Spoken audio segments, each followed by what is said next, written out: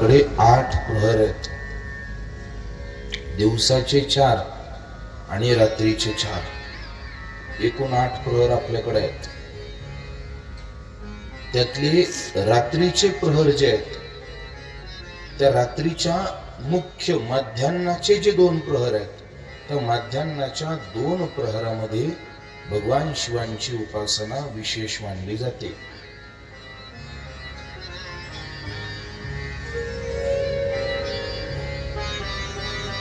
काय होतं त्यामध्ये? तर आपले जे मूळ 6 चक्र आहेत, मूलाधार, स्वाधिष्ठान, मणिपूर, अनाहत, आज्ञा आणि सहस्त्राधार, योगी जनांना, शिव उपासकांना योगाच्या माध्यमातून जे विशेष या 6 चक्रांची जागृती झाली, ती रात्रीच्या प्रमुख 2 प्रहरांमध्ये झाली. कोणतेही 2, म्हणजे शिवांची उपासना ही रात्रीच्या प्रहरामध्ये अधिक फलदायी असते. आणि मग नंतर धर्माची चर्चा आली आहे, अग्नियज्ञाची चर्चा आली आहे, देवयज्ञ काय याची चर्चा आली आहे, ब्रह्मयज्ञ म्हणजे काय, भस्म धारण विधी म्हणजे नेमकं काय, दानाचा विचार आलाय, पार्थिव शिवलिंगाच्या पूजेचं महात्म्य आणि विशेष कामनेसाठी विशेष शिवांची पूजा. ज्याची जशी कामना त्याची तशी पूजा. आता बऱ्याच जणांना हे पटत नाही. काही जण म्हणतात असं कुठं परमार्थात माप असतं का? असतं. एक वाक्य बोलू. माणसाचं आयुष्य, त्याची शक्ती आणि त्याच्या अपेक्षा जशा जशा वाढत चालतात, तशा तशा त्याच्याकडनं तेवढ्या कठोर तपाची आणि अनुष्ठानाची अपेक्षा प्रकृती करत असते. एकदा माळ जपायची. माळेत किती मणी आहेत? 108. 108 मणी एकदा ओढायची आणि 108 मागण्यांची यादी पुढे करायची. ही आपली सवय आहे. थोडं स्पष्टच बोलू का? आपलं कसं आहे, आपण मंदिरात जातो, देवाच्या समोर डोकं टेकवतो, खिशामध्ये एक 500ची नोट असते, एक 100ची असते, एक 50ची असते. पहिल्या खेपेत बरोबर चतुराईने 50ची वर काढतो. खरं की खोटं तुम्ही सांगा? त्याचे हात इतके चतुर असतात की ते खिशात जातात, ते बरोबर 50ची वर काढतात आणि ती दानपेटीत टाकतात. ती पेटीत टाकताना त्याच्या मनामध्ये ही गोष्ट, हा एक असा सद्भाव येतो की देव दान बघत नाही, आपला भाव पाहतो. बरोबर आहे, काही चुकत नाही. मी काहीतरी देवाच्यासाठी समर्पण करतोय ना, चला ठीक आहे. इथपर्यंत त्याचा विचार सर्वांना मान्य आहे. पण होतं काय माहितीये? त्या मंदिरातून बाहेर आल्यानंतर लगेचच त्याला कळतं की आता आपल्याला एखादा मोठा लाभ होण्याची संधी आहे. त्याचं मन चट दिशी मंदिरात जातं. 50 टाकले ना, आता हे व्हायला पाहिजे बरं का. ही आपली सवय. तेवढ्यात कुठंतरी त्याला काहीतरी अडचण येते. मन म्हणतं नको नको, तो लाभ होतो की नाही होतो नंतर, ही अडचण दूर झाली पाहिजे. 50 टाकले ना, ही अडचण दूर झाली पाहिजे. विस्तार करत नाही. पण आपलं झालंयच असं की आपण उपासना करतो हे ठीक आहे, पण एका उपासनेच्या बदल्यात आपल्या सेकंदाला नवे जशी संकट येतील तशा आपल्या मागण्या बदलत चालतात. संकट बदललं, मागणी बदलली, संकट बदललं, मागणी बदलली, भांडवल तेच. असं चालत नाही ना. याचा अर्थ मी तुम्हाला 100 रुपये देऊन 2 मागण्या मागा याचं प्रोत्साहन देतोय असं अजिबात नाही. पण जेवढं इप्सित आपल्याला परमेश्वराकडून प्राप्त करून घ्यायचंय ना, तेवढी उपासना सुद्धा कठोर करण्याची आपली तयारी असली पाहिजे. आपली उपासना कठोरच असली पाहिजे. काही जण म्हणतात ना, असं हे विनाकारण अघोऱ्यासारखे काम करून जमतंय का? नको करू. पण उपासना करायची नसेल तर फलाची सुद्धा अपेक्षा करायची नाही, हे लक्षात ठेवा.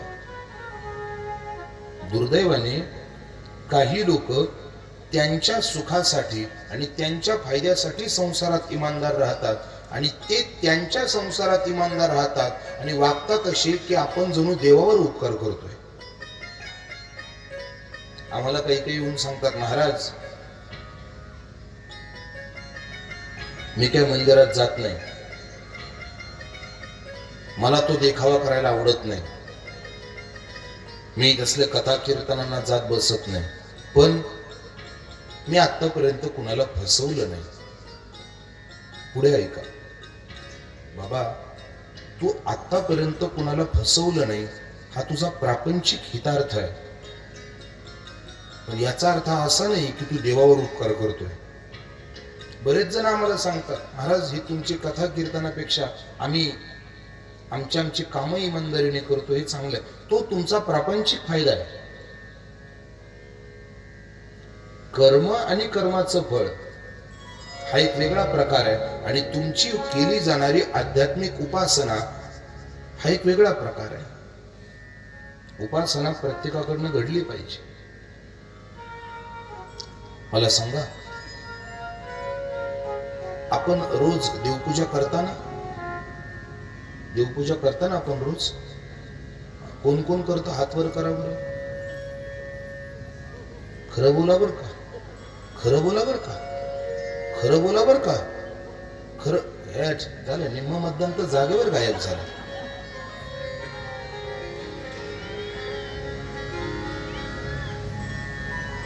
खाली घ्या. तुम्हाला माहितीये घरातली पूजा कोणी केली पाहिजे? घरातली पूजा पुरुषाने करा अथवा बाईने करा, पण करायची त्याने जो घरातला करता आहे. घरातली पूजा घरातल्या कर्त्या माणसानं केली पाहिजे.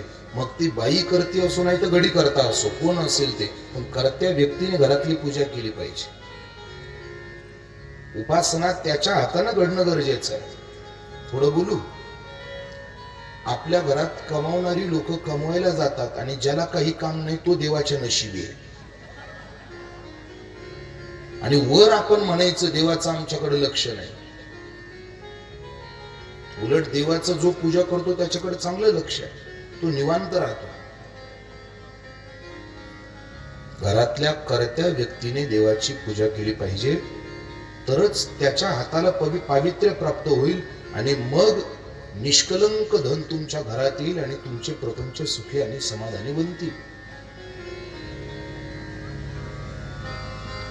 गोष्ट फार छोटी आहे, पण आपल्याकडनं टाळली जाते म्हणून आपल्याला रडण्याची वेळ येते.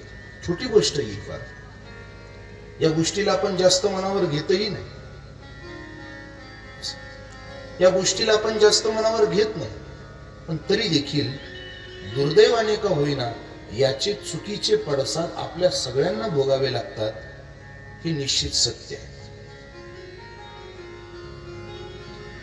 रोज देवाची पूजा, देवाला नैवेद्य समर्पण केलं गेलं पाहिजे.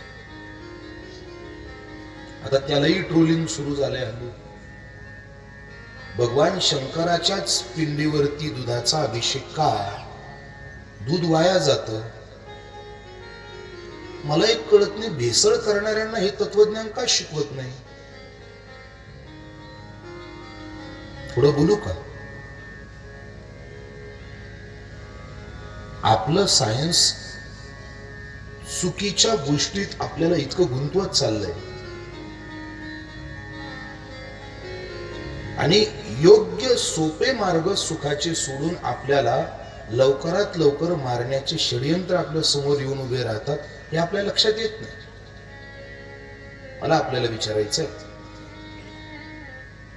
आपण रोज आंघोळ करतो, साबण लावून आंघोळ करतो, बरोबर ना? काही जण तर कित्येक वेळ फेसात बसतात, त्यांचं त्यांना माहिती. कशासाठी बरं हा प्रयत्न? काय करायचंय ते मिळवून? आम्हाला याच्यातनं 2-3 अपेक्षा आहेत की आमचं सौंदर्य टिकावं, शरीर स्वच्छ राहावं, निरोगी राहावं, अंगावरचा मळ बाजूला जावा, बरोबर ना?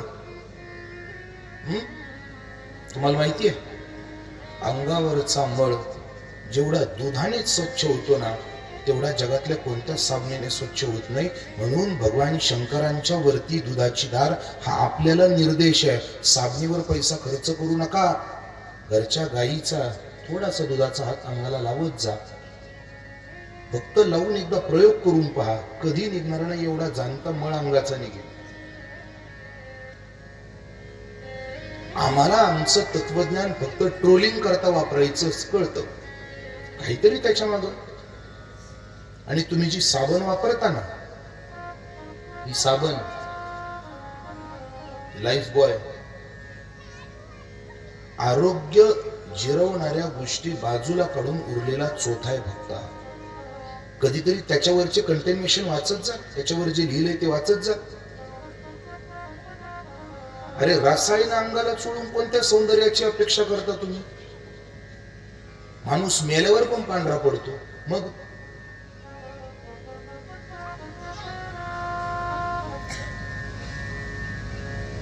आपल्या वैदिक परंपरेत उपासना पद्धती या आपल्या प्रत्येक गोष्टीच्या सूचक आहेत. आपल्या शरीराला हे जे रंध्र आहेत ना, हे वरचे, हे रंध्र आपल्या शरीराची द्वार आहेत. आणि तुम्ही जे वर लावताना ते त्यातनं आत जात.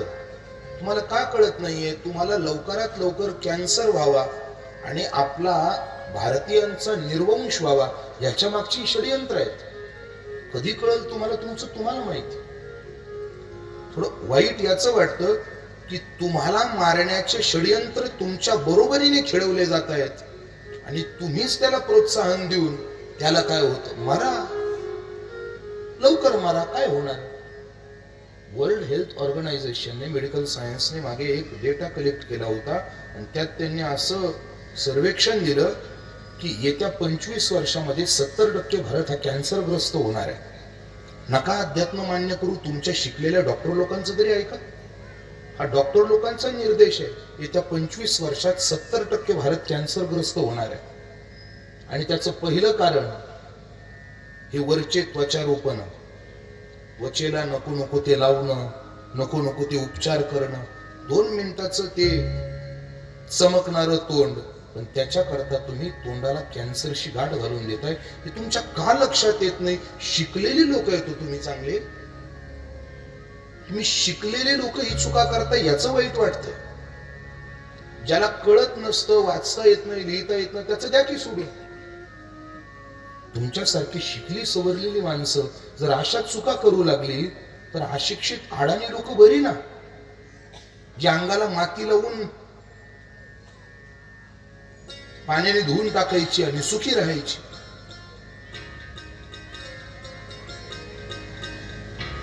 अंगावर दूध लावून जेवढं बारीक.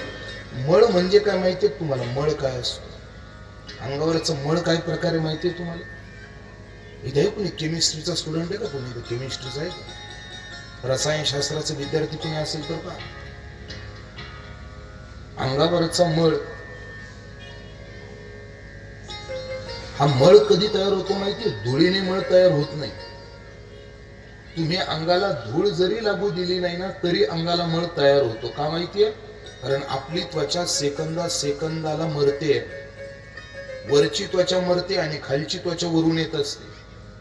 मळ निघणं म्हणजे तुमची मेलेली त्वचा आहे. सोपं सांगू का? साप माहितीये का? साप काय टाकतो? कात, आपली रोज पडणारी काते.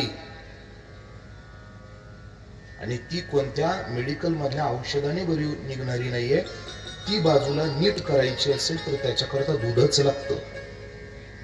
म्हणून देवाला अभिषेक दुधाने. बोलणाऱ्या लोकांनी जरा ना अभ्यास करत जा आणि मग बोलत जा. आणि तुम्ही पण अभ्यास करून ऐकत जा. नवीन फाउंडेशन आलं की डोक्यावर घ्यायची घाण सवय लागली आपल्याला. कोण्या एखाद्या नवीन मूर्ख माणसाने नवीन ट्रोलिंग म्हणून एखादं आध्यात्मिक सेंटेन्स फिरवलं की ते डोक्यावर घ्यायचं, हा हा हेच हेच बरोबर आहे. काय चाललंय, कुठं चाललंय तुमचा अभ्यास, मला एक कळत नाही. एरवी व्यवहारात एवढी हुशार माणसं तुम्ही तुमच्या स्वतःच्या सुखाच्या आणि आरोग्याच्या बाबतीत एवढी गाफील कशी आहे तेच कळत नाही. मी काय तुम्हाला आरोग्याचे सूत्र सांगायला इथं आलेलो नाही, मला कथाच सांगायची आहे. पण भगवान शंकरांच्या पिंडीवरती दुधाने अभिषेक होतो याची नकारात्मक चर्चा लोकांनी चित्रपटात आणून रंगवावी आणि त्याला आपण प्रोत्साहन द्यावं, हे किती मोठं दुर्दैव आहे. हे किती मोठं दुर्दैव आहे. का कळत नाही आपल्याला? चला द्या सोडून, कारण हा नियम आहे. मी किती जरी बोललं तर तुम्ही माझं बोलणं मनावर घेणार म्हणा नाही म्हणा, तुम्ही नाहीच म्हणा.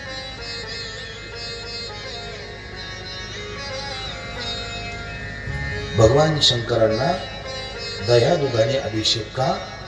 देह पावित्र्याला शरीराच्या शुद्धी करता दही आणि दुधापेक्षा बेस्ट सोप नाही आहे, हे लक्षात ठेवा. हे मी तुम्हाला वरवर बोलतोय असंही समजू नका. मग मी कुठलं तरी ऐकतोय, कोणाचं तरी उचलून आणतोय बोलतोय असं नाही. मी स्वतः शिकलेला माणूस बोलतोय, master of science in physics, म्हणून तुमच्या समोर बोलतोय. कोणाचं तरी उचलून आणलं आणि ते भांडवल म्हणून तुमच्या समोर बोलतोय असं अजिबात नाहीये. मी सर्वेक्षण केलेला माणूस आहे, त्याचे अनालिसिस केलेला व्यक्ती आहे, म्हणून एवढं परखडपणे बोलतोय. या गोष्टी जरा शिका.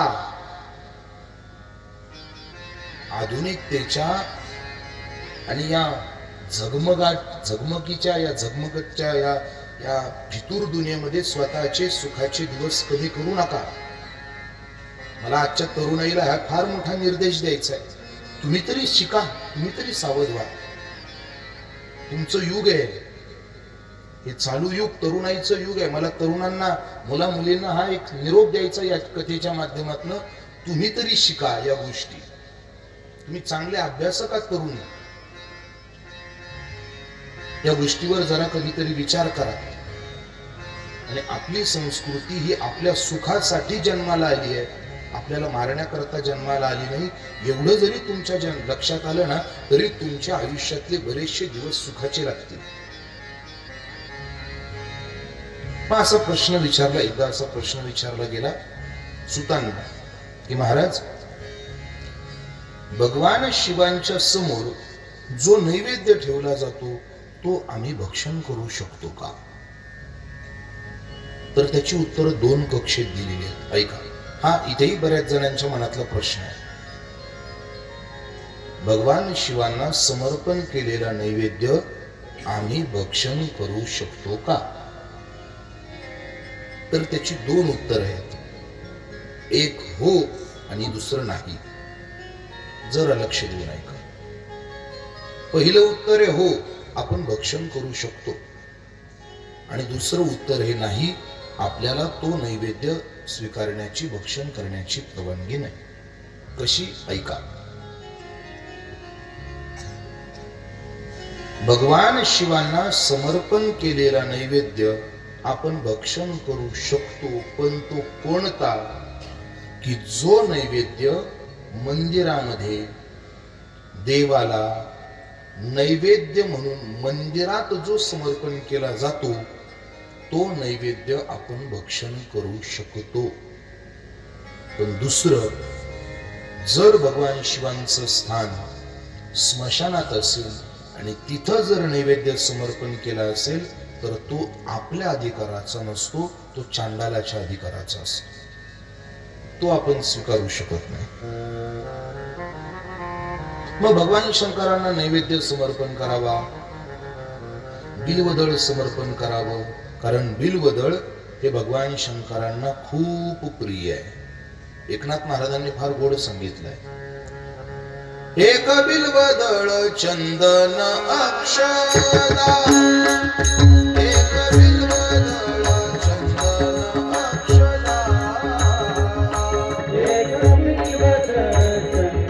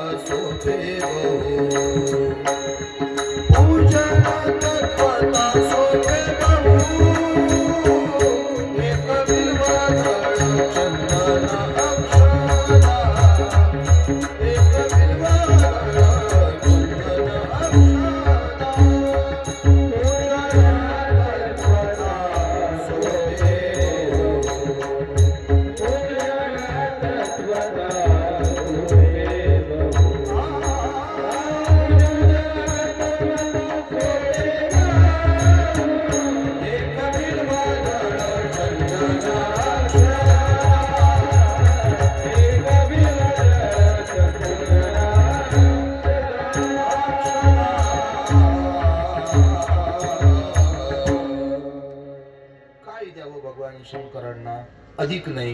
एक बिल्वदळ, थोडासा चंदनाचा गंध आणि थोडासा अक्षता. अक्षता कळतात ना?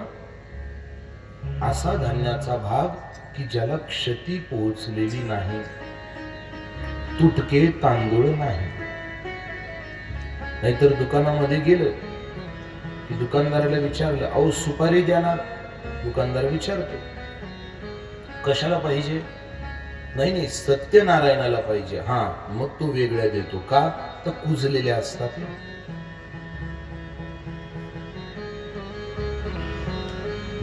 त्या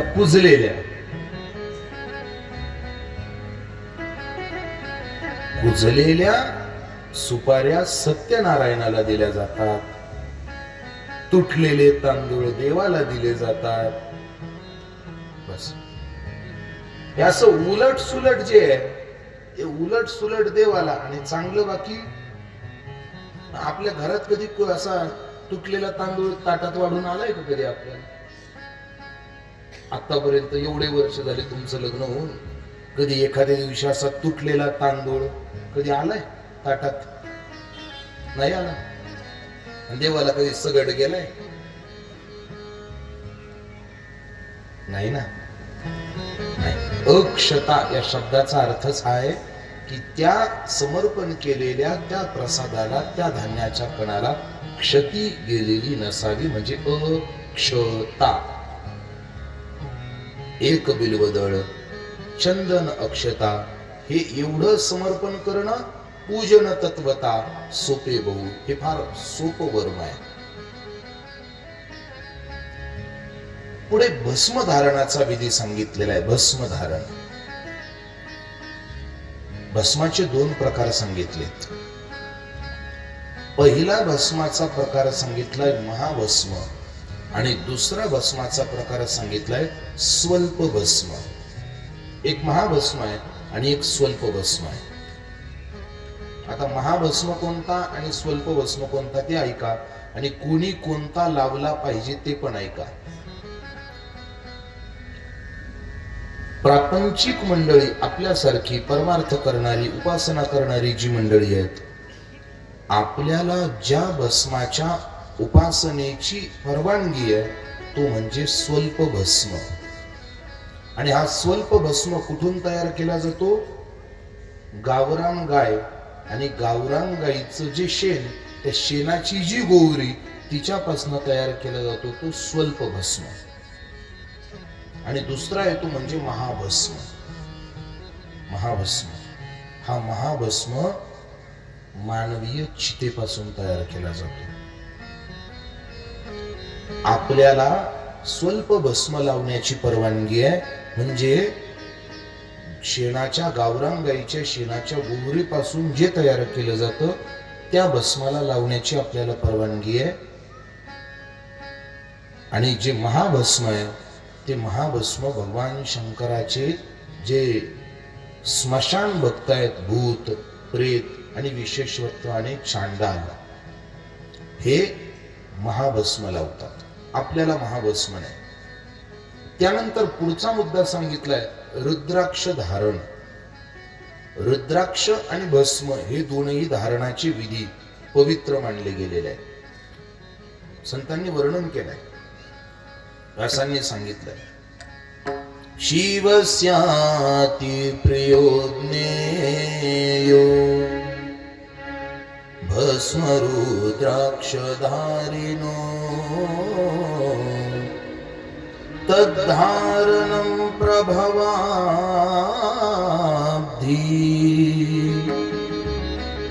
भुक्ति मुक्तिर्निसंशयः.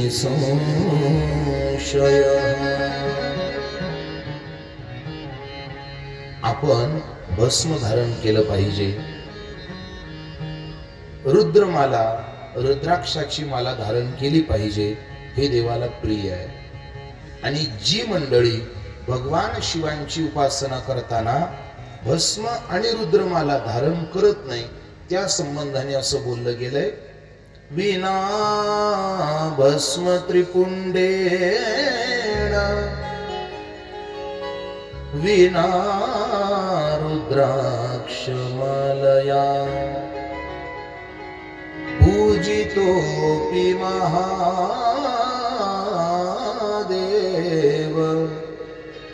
नाभीष्टफलदायका.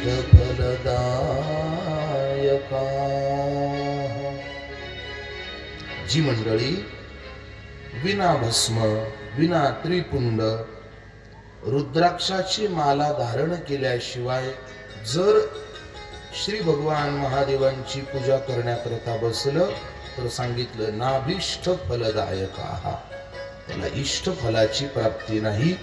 अशी बरीच उपासनेचे मार्ग सांगितले. आणि इथे शिव महापुराणाची विद्येश्वर संहिता समाप्त होते. जरा विचार करा, आज कथेचा कितवा दिवस आहे? कितवा? तिसरा. आणि एकूण 7 मूळ उप 12, या 12ही इथं सांगितलेल्या आहेत. 12 संहितांपैकी आज तिसरा दिवस जवळजवळ निम्म्यापर्यंत आलाय. 50% वेळ कथेची संपली आहे, 50% वेळ बाकी आहे. 3.5 दिवसात एक संहिता. अजून किती शिल्लक आहे? 11. कसं व्हायचं?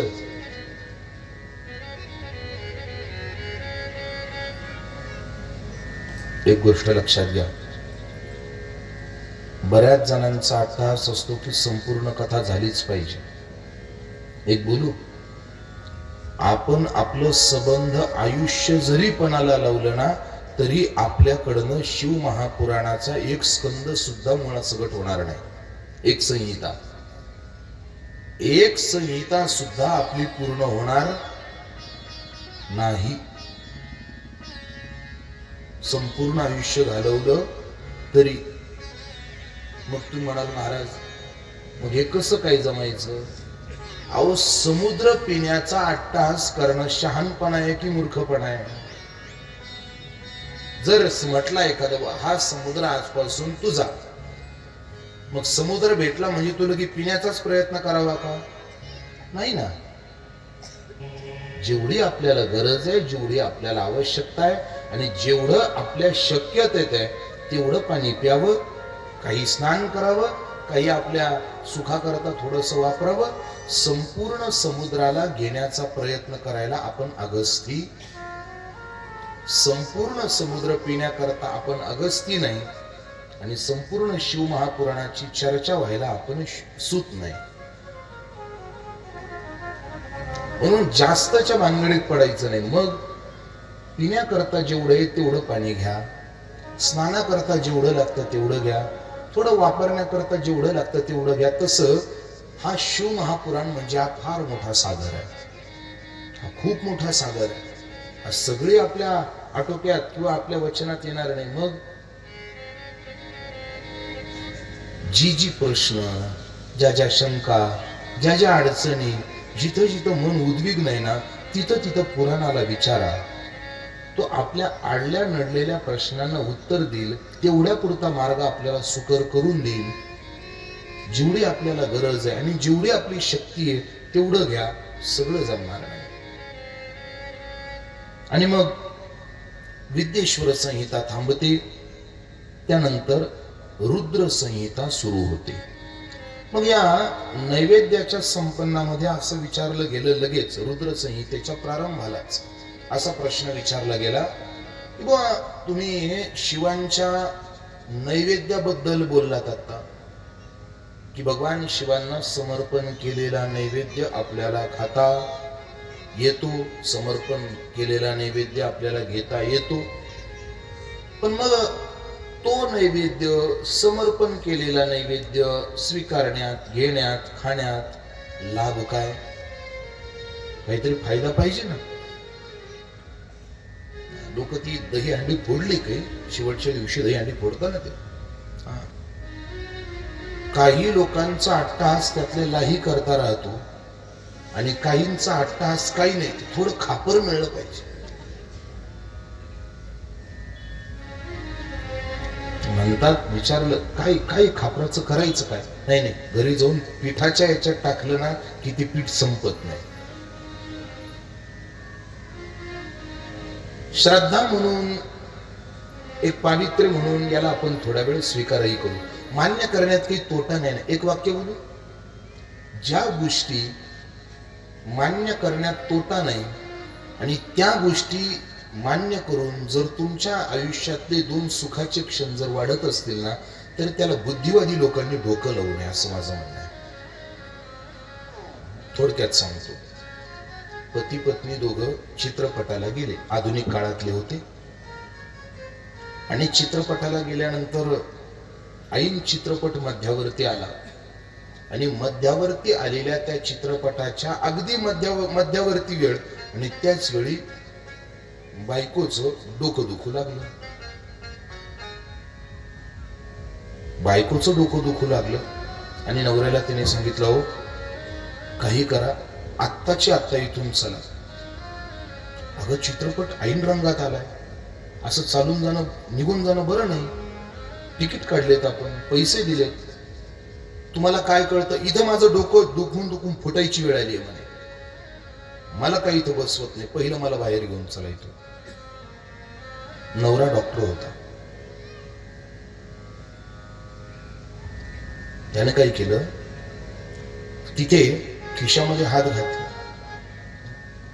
खिशामध्ये हात घातला आणि खिशातून त्याने एक गोळी काढली आणि बायकोच्या हातावरती दिली आणि सांगितलं, ही गोळी धर, तोंडात टाक, चावायची नाही, फक्त चघळायची, तुला बरं वाटेल. बायकोने गोळी घेतली, जिभेवरती ठेवली, चघळली चघळली, तिचं डोकं शांत झालं, तिला बरं वाटलं. थोड्या वेळानं बाहेर आले आणि बायको बोलू लागली, अहो खरंच तुम्ही फार हुशार डॉक्टर आहात. म्हणजे मला आतापर्यंत विश्वास नव्हता, पण माझ्यावर प्रयोग झाला, मला कळालं, मला बरं वाटलं.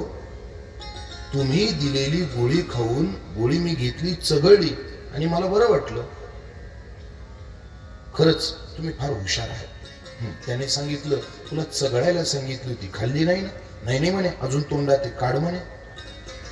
ती गोळी काढली तर ती गोळी नव्हती, येता येता झटका बसल्याने याच्या शर्टची गुंडी तुटली होती, ती यानं शर्टात ठेवली होती, ती त्यानं बायकोच्या हातावर दिली होती. कथा गोष्ट विनोद म्हणून बाजूला ठेवा, पण मला आपल्याला एक विचारायचं आहे, ती गोळी आहे की शर्टाचं तुटलेलं बटन आहे ही चर्चा नंतर, पण आपला पती डॉक्टर आहे आणि त्याने आपल्याला एक काहीतरी चघळण्याकरता गोळी दिली, या विश्वासाने तिचं डोकं शांत होतंय ना. डोकं शांत होणं महत्वाचं आहे. तुमची गोळी किती चिकित्सात्मक आहे आणि किती खरी खोटी याच्याशी काही घेणं नाही. तसं परमार्थातली एखादी छोटीशी परंपरा, एखादा छोटासा भाव जर लोकांच्या सुखाला कारण बनत असेल ना, तर त्याला विनाकारण चिकित्सा करून तुमचं खराब डोकं लावून त्या लोकांच्या भावनेला तिला कलुषित करू नका. विनाकारण आपलं अभ्यासात्मक चिकित्सात्मक डोकं लावून जर ते खापर नेल्याने एखाद्याला जर खरंच वाटतं ना माझ्या घरचं धनधान्य संपत नाहीये बुवा, तर आपलं डोकं का लढवतं हेच कळत नाही. त्याला बिचाऱ्याला बरं वाटतंय ना ते 2 खापराचे तुकडे नेऊन, असू द्या ना. त्यातनं काही जगाचं फार मोठं काही नुकसान होणार आहे का? पण तिथं डोकं लावतो ही अंधश्रद्धा आहे. तुझ्या पोराची तुझ्यावर श्रद्धा नाही ते अगोदर बघ. कुठेही अंधश्रद्धा, कुठेही डोकं लावतात लोक.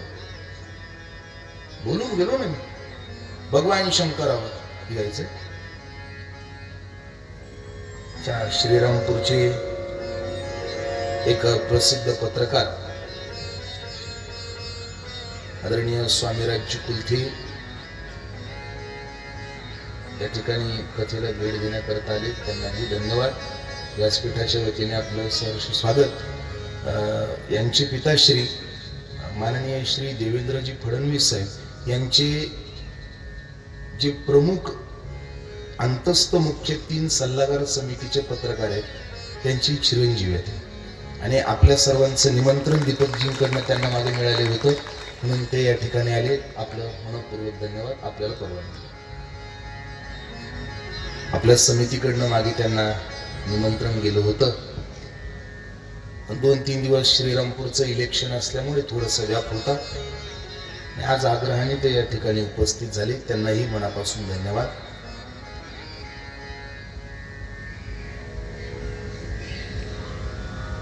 ज्या ठिकाणी कोणतं सामाजिक राष्ट्रीय असं काही विशेष पतन होत नसेल, पण त्या एखाद्या गोष्टीने समाजातला एखादा घटक जर थोडासा सुखा समाधानाने जर नांदत असेल ना, तर तिथे बुद्धिवादी मंडळींनी आपलं डोकं लावू नये हा माझा निरोप आहे या लोकांना. नको ते ठिकाणी डोकं लावू नये. आंदोलन करताना शेकडो लिटर दूध रस्त्यावर सांडवलं जातं.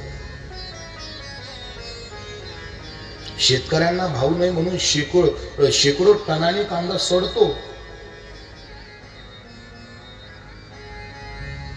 माग टमाटे रस्त्यावर फेकून दिले, त्यावर कुणी बोललं नाही. पण थोडासा नैवेद्य देवाला समर्पण केला ही अंधश्रद्धा. शेकडो लिटर दूध रस्त्यावर फेकून दिलं, त्याला टीव्हीवर नाही दाखवलं कोणी. पण भगवान शंकरांच्या पिंडीवर एक फक्त छोटासा किती असेल होते 10-20 ग्रॅमचं थोडंसं ते एवढं दूध, ते साधं पावशर सुद्धा नसेल ते, आणि ते पिंडीवर टाकतात. दुधाचा विध्वंस, दुधाचा नाश. आणि हे बोलतात कोण? ज्यांच्या घरी सकाळ संध्याकाळ दारूचा नैवेद्य येते. वारे कलियुग. बोलण्याचा अधिकार सुद्धा त्यांना आहे की जे त्या गोष्टीच्या संबंधाने कायम तत्वदर्शी राहतात. चला, मला तिकडे जायचं नाही, माझा तो विषयही नाही. पण भगवान शंकरांचा नैवेद्य सेवन केल्याने कोणतं फल प्राप्त होतं, कोणतं विशेष कृपा प्राप्त होते, असं काय आहे त्याचा इतिहास सांगताना सुज्जी बोलतात. आसीत कौपिल्य नगरे सोमयाजी कुलोद्भव दीक्षितो यज्ञ दत्ताक्षो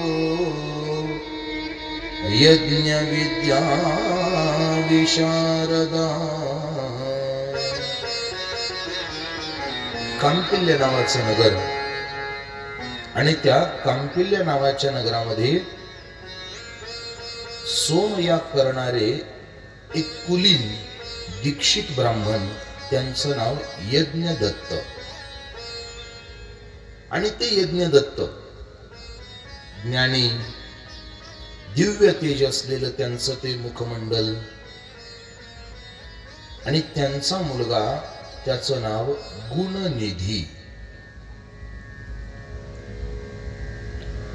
आता हा गुणनिधी उपनयन झालं, आणि उपनयनानंतर त्याने एकूण 8 विद्या वडिलांकडनं घेतल्या.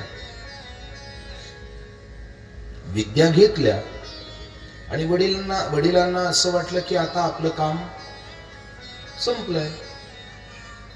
आणि मग वडिलांनी त्यांच्या पूजेमध्ये किंवा त्यांच्या उपचारामध्ये, इतर सामाजिक आध्यात्मिक कामामध्ये लक्ष दिलं. पण दुर्दैवाने मुलाचं समाजात पाऊल टाकण्याच्या वेळी त्यांचं लक्ष दूर गेलं, आणि दुर्दैवाने त्या मुलाला नको ती मंडळी भेटत गेली, नको ती माणसं भेटत गेली, आणि चुकीची माणसं भेटली की चुकीच्या सवयी लागतात. ठीक आहे, याच्याकरता जास्त प्रमाण आणि फार काही आध्यात्मिक आधार द्यायची गरज नाही, साधी गोष्ट आहे. जो ज्याच्या बरोबर जातो त्याला तशी वळणं लागतात.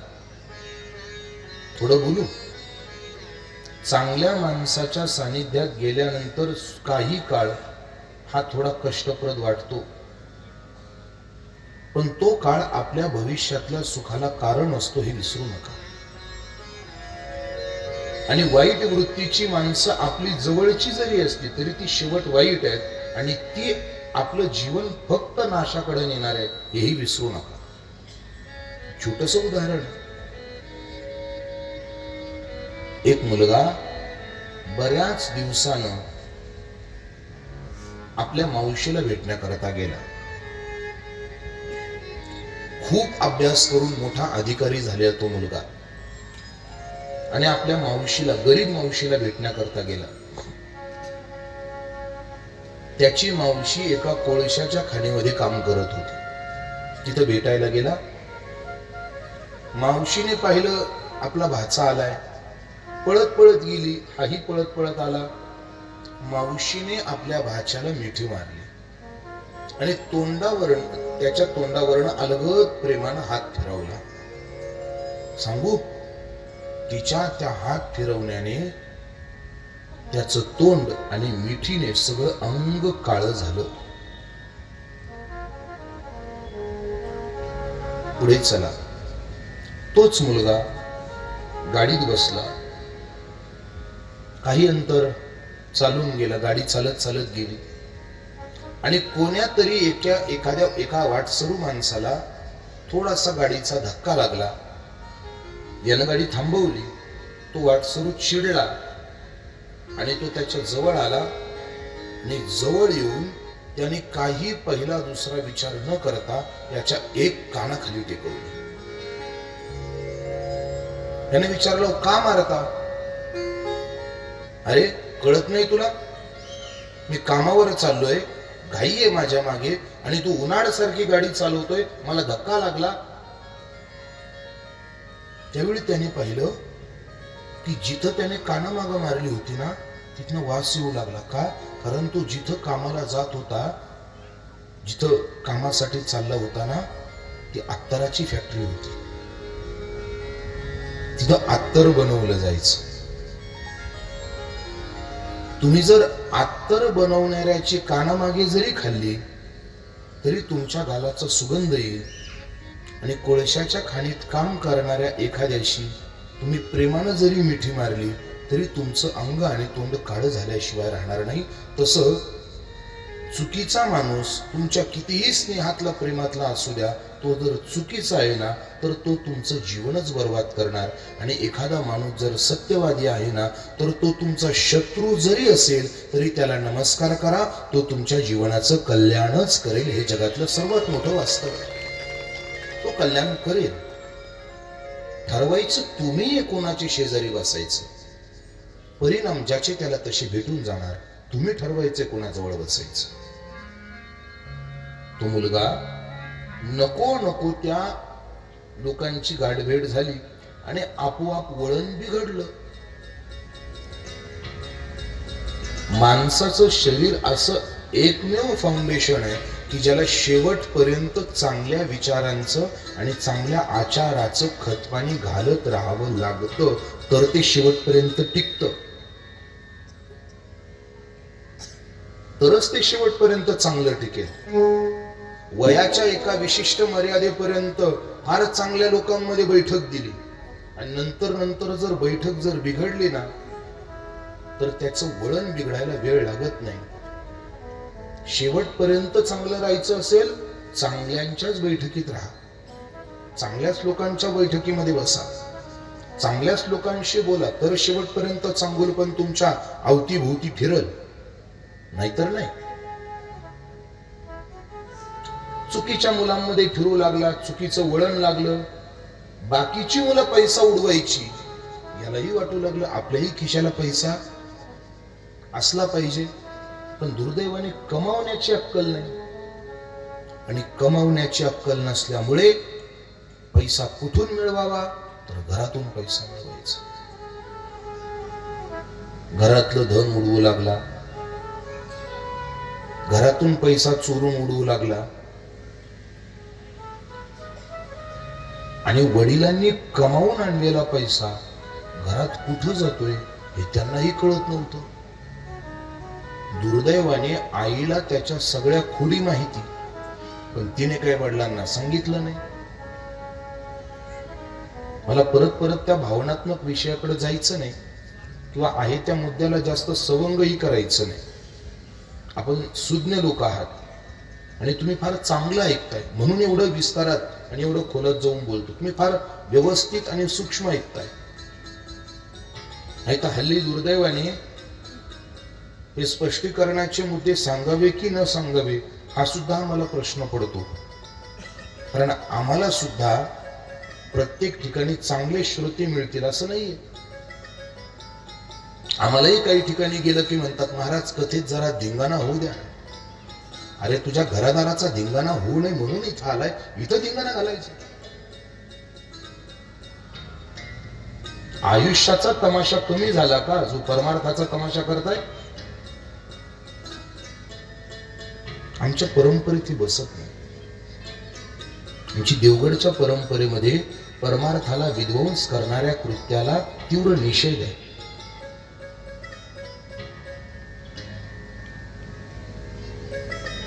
आपण फार चांगलं ऐकताय म्हणून बोलतोय, तुम्ही फारच सुंदर ऐकताय म्हणून बोलतोय. आईने या गोष्टी वेळच्या वेळी वडिलांच्या कानावर घातल्या नाही, आणि जरी वडिलांच्या थोड्याफार गोष्टी निदर्शनास आल्या तर त्या आईने त्या मुलाला काहीतरी आपलं बोलावं आणि त्याला वेगळं कारण करून वाचवावं, आणि परिणामी त्याने पैसा उडवणे, द्यूत खेळणे, नको नको ती व्यसनं करणे याच्या भरपूर आहारी गेला. त्याचं 16 वर्ष वय होत आलं आणि 16 वर्षाच्या वयानंतर त्याचा केशांत कर्मसंस्कार करायचा होता. आणि त्या कर्मसंस्काराच्या वेळी आईने त्याला पुष्कळ समजावूनही सांगितलं, अरे बाळा हे असं वागू नको, तुझ्या वडिलांकडे बघ, त्यांची समाजातली प्रतिष्ठा बघ, त्यांचं आचरण बघ, तुझं वय काय, या वयामध्ये तू कसं वागलं पाहिजे. आई सांगायची, नाही असं नाही, पण एक बोलू, सांगून समजणं हे का वयापर्यंतची मर्यादा आहे. आणि दुर्दैवाने त्या मोबाईलने तर एवढं भयंकर हॅबिटेशन केलंय मुलांचं, मुलांच्या हातातनं मोबाईल हिसकावून घेतला. मी त्या दिवशी कथेत सांगितली तुम्हाला कथा, पहिल्या दिवशी कलियुग त्या मुंबईमध्ये घडलेली घटना सांगितली. मुंबईतल्या घटनेची गरज नाही, आपल्या प्रत्येकाच्या घराघरात त्याचं एक छोट स्वरूप दिसतच आपल्याला. आपल्या मुलाच्या बाळाच्या लहान मुलाच्या हातातून मोबाईल जर हिसकावून घेतला तर ते घर डोक्यावर घेते. थोडं बोलू. आणि आमचं बाळ मोबाईल शिवाय राहू शकत नाही हे आम्ही घरी गेल्यावर त्याची आई कौतुकानं मला सांगते. महाराज तुम्हाला काय सांगू, अहो एवढा आहे त्याला सगळं कळतं. अरे तुला कळतं का पण काही? त्याला या वयात ज्या गोष्टी कळायला पाहिजे त्या कळत नाही, आणि ज्या नाही त्या जास्त कळतात. हे तुला कळतंय का? हे आता कळत नाही, हे कधी कळतं माहितीये? कळू येईल अंतकाळी, आता नाही कळणार. दुर्दैव आहे. आणि हा फार मोठा भविष्यातला धोका आहे, हे जरा लक्षात घ्या. मुलं मोबाईल पाहून वेडी होत आहेत. डॉक्टर लहानेंनी एक फार मोठं सर्वेक्षण केलंय. प्रसिद्ध डॉक्टर लहाने, त्यांनी असं सांगितलंय की आजच्या मितीला 90% मुलांना डोळ्याचे प्रॉब्लेम आहेत. कशामुळे? मोबाईलच्या अतिवापरामुळे. आणि थोड्याच दिवसात ही मुलं व्यंग होणार आहेत, अपंग होणार आहेत. देवाने नीट जन्माला घातलेत, आपण आपली मुलं पांगळी करतोय आधुनिकतेच्या नावाला लागून. मला तुमच्या मुलांच्या जपवणुकीवर बोट ठेवायचं असं नाही, पण थोडी आठवण बाकी नक्की करून द्यायची आहे तुम्हाला. न जाणो आपण कुठं चुकत असू. ती आई पुष्कळ समजावून सांगायची, अरे तुझं कुळ बघ, तुझ्या कुळाचा इतिहास बघ. ऐकलं नाही. मग शेवटी त्यांना असं वाटलं जाऊ द्या, असं होऊन काय ऐकत नाही ना, मग एक काम करू. शेवटचा पर्याय राहतो लोकांकडे एक दांडगा पर्याय राहतो. लोक म्हणतात, अहो काय मुलगा अजिबातच ऐकत नाही, हो अजिबात ऐकत नाही. मग एखादा शहाणा येतो, तो म्हणतो एक काम करा, काय त्याचं लग्न लावून द्या. कोणी प्रसिद्ध केली आख्यायिका तेच माहित नाही, लग्न लावल्यावर माणसं सुधारतात म्हणून. खरं सांगा, तुमच्या जीवनात तसं झालंय का?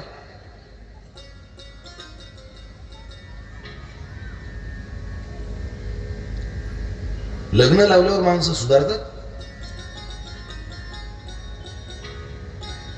इकडे काय म्हणणं?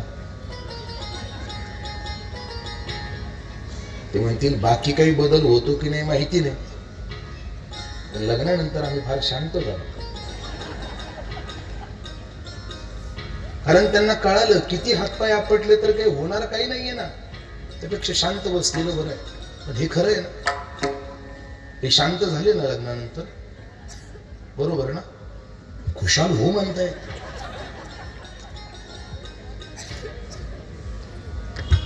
म्हणजे यांच्यावरती तुमचा प्रभाव नुसता घरीच आहे असं नाही, मंडपात सुद्धा आहे.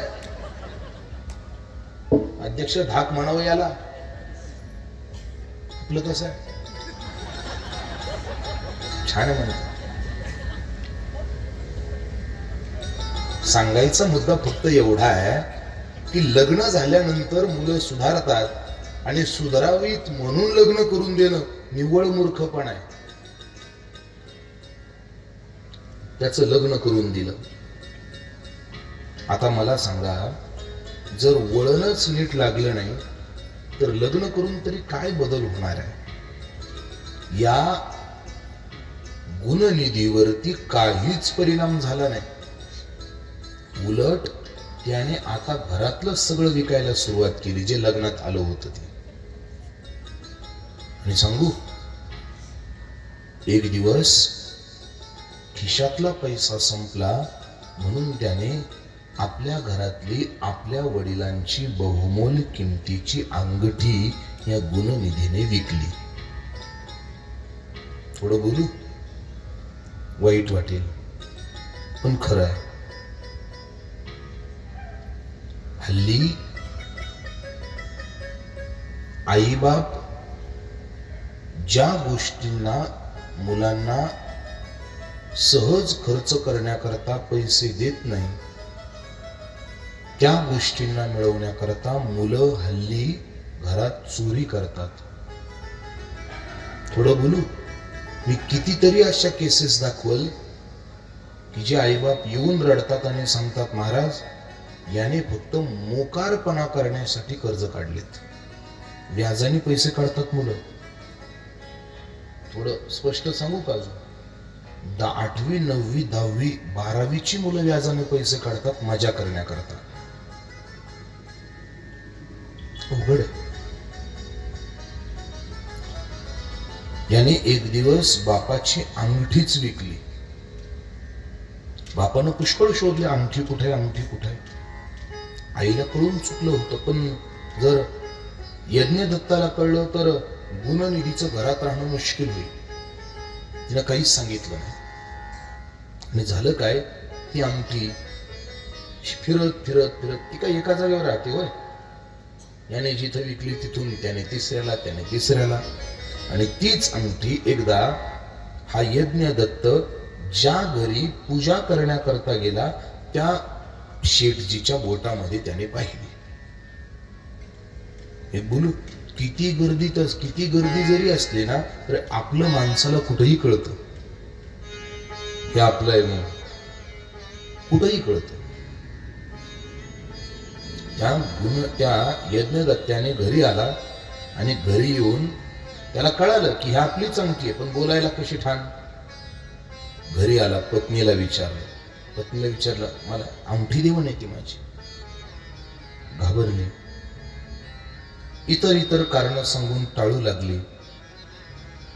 आणि त्याला कळून चुकलं की आपल्या मुलाने हे कटकारस्थान केलंय आणि याच्यात आपली पत्नी म्हणजे आपल्या मुलाची आई त्याला सहकारी आहे. पती रागावला. हम हे सत्पुत्रं जननी नित्य सत्य प्रभाषी यदा यदा त्वां संपृच्छे तन्मयां कं गतास्मिन्. त्याला कळून चुकलं की आपली पत्नी ही आपल्या मुलाच्या सवयी बिघडवण्यात सहकार्य करते. आणि मग नाईलाजास्तव त्या आईने आपल्या मुलाचे सगळे चुकीचे व्यवहार आपल्या यज्ञदत्ताला सांगायला सुरुवात केली.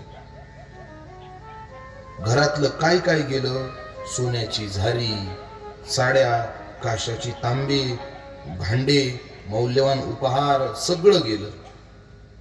त्याला एवढा राग आला की आपल्या पत्नीने एवढं सगळा प्रपंचाचा विध्वंस होईपर्यंत आपल्या मुलाच्या चुकीवरती पांघरून घातलं. त्याचा राग एवढा आला की त्याने त्या रागाच्या आवेशामध्ये एक मोठा निर्णय घेतला. तदा तदेत्विं ब्रह्मा एतानि सनिर्गता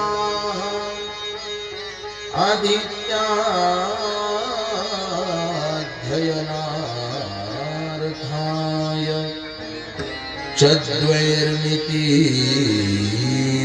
संभवा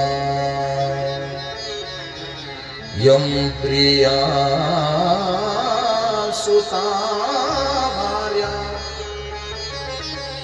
त्यजेत् सर्वान् गुणान् पुत्रान् सुता प्राप्य हि जीवाग्रम् दीक्षितं पापचोत्मनम्. अशी कुटील स्त्री माझ्या कुलामध्ये आहे हा विचार करून त्या यज्ञदत्ताने आपल्या पत्नीचा त्याग केला. आणि पत्नीचा त्याग करून घर सोडून दुसऱ्या ठिकाणी दुसऱ्या पत्नीबरोबर विवाह करून गेला. आता ही बातमी त्या ब्राह्मण पुत्राला कळाली. आणि ब्राह्मण पुत्राला कळाली, वाईट वाटलं, पश्चाताप झाला आणि विचार केला आपल्या चुकीच्या वागण्यामुळे आपला बाप आपल्याला आणि आपल्या आईला सोडून निघून गेला. पश्चाताप झाला. आता घरी जावं त्याला वाटेना. चालू लागला, आता घरी नाही जायचं. एक वाक्य बोलू. बऱ्याचदा उद्विग्नता माणसाच्या यशाची द्वारं मोकळी करत असते. वाक्य लक्ष देऊन ऐका. आयुष्यात येणारी संकट ही तुम्हाला कायम दुःखच देण्याकरता येतात, हे डोक्यातनं काढून टाका. कधी कधी तुमच्यातला सत्वशील योद्धा जाग करण्यासाठी सुद्धा आयुष्यातली संकट हार घेऊन तुमच्या भेटीला येत असतात. आणि ती संकट कालांतराने आपल्या सत्काराची कारण ठरतात. घरी आला नाही, दूर चालू लागला. चालता चालता चालता दमला, थांबला, थकला आणि विचार करू लागला की आता कुठे जाऊ. कवने देशासी जाऊ, कवना जागी स्थिर राहू. जो भाग्याचा पडसाद पाहू, भवाची आर्णवी आपुले गताक्षते सारुणी. जीवदशा जया भोगोणी, कर्माची खंता लागोणी. विचार करीती पामर. तो विचार करू लागला, आता कुठे जाऊ, कोणाला आसरा मागू. बर, कुल ब्राह्मण पण अभ्यास नाही. काहीतरी पर्याय म्हणून पाहावा तर जवळ धन नाही. शेवटी पश्चातापाशिवाय वेळ नाही. एक वाक्य बोलतो. आयुष्यात काही जरी मिळवता आलं नाही ना तरी चालेल, पण स्वतःच शील खराब होऊ नये असं माणसानं वागू नये. ज्याला शील जपता आलं ना त्या माणसाला जगात कधीही कुठेही कोणी माघारी लोटत नाही. पण एक बोलू, तुमच्याकडे सर्व गोष्टींचा भरगच्च खजिना आहे, पण आपलं जर शील खराब असेल ना तर जगातला वाईटातला वाईट माणूस सुद्धा आपल्याला जवळ करत नाही. कारण सांगू त्याचं कारण असं आहे, जगातल्या मोठ्यात मोठ्या भामट्या माणसाला सुद्धा त्याचा बिझनेस पार्टनर त्याच्याशी इमानदार पाहिजे. वाक्य कळतंय ना. 2 नंबर करणाऱ्या माणसाला सुद्धा त्याचा बिझनेस पार्टनर त्याच्याशी इमानदार पाहिजे. तुम्ही तुमची इमानदारी जपा, जग कधीच तुम्हाला उपाशी राहू देणार नाही. आणि इमानदारी सोडून तुम्ही कितीही कमावलं तरी कायम एक वेळ अशील तुमच्याकडे सगळं असेल पण तुम्ही रडत असाल.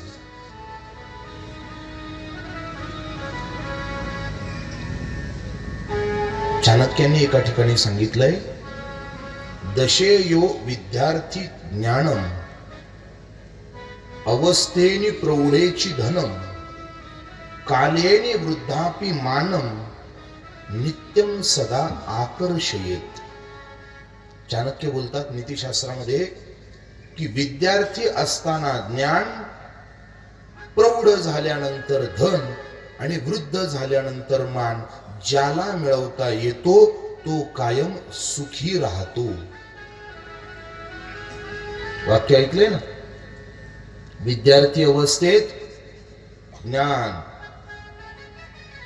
प्रौढ झाले, धन आणि वृद्ध झाले की तिथे मान हा मिळविलाच पाहिजे. जो मिळवतो तो सुखी राहतो. जो या तीन गोष्टींना योग्य काळी योग्य महत्व देत नाही त्याचा भविष्यकाळ कायम अंधारातच राहतो, हे निश्चित आहे. त्याचा भविष्यकाळ कायम अंधारात आहे. आता हा पश्चाताप करू लागला, काळजी करू लागला. आता मी काय करावं, कुठं जावं? नाही मजसी आधारू, जै वांछते कल्पतरू, पडोनी राहिलो अंतरू, तरी उपाशीची गा. माऊली अमृतानुभवात बोलतात, कल्पतरूच्या झाडाखाली बसून सुद्धा उपाशी मरण्याची वेळ येते का? मागण्याची बुद्धी नसते. योग्य वेळी अनुकूल काळ जोपर्यंत आहे तोपर्यंत माणसाला स्वतःच जीवन घडवता येत नाही. आणि मग प्रतिकूल काळामध्ये पश्चाताप करण्याशिवाय पर्याय राहत नाही. भूक लागली, आईची आठवण येऊ लागली, रडू लागला. चालता चालता चालता चालता एक निवांत स्थान दिसलं आणि त्या निवांत स्थानामध्ये एक उंचवट्यावर गावाच्या कोपऱ्याला एक भगवानचं शिवालय दिसलं. शिवांचं शिवालय दिसलं. त्या शिवालयामध्ये आला. काही माणसं त्या शिवालयामध्ये झोपली होती. रात्रीचं संकीर्तन करून आराम करत होते आणि संकीर्तनापूर्वी त्यांनी भगवान शिवांना काही नैवेद्य समर्पण केला होता. तो समर्पण केलेला नैवेद्य यानं पाहिला आणि समर्पण केलेल्या नैवेद्याला याला खाण्याची इच्छा झाली.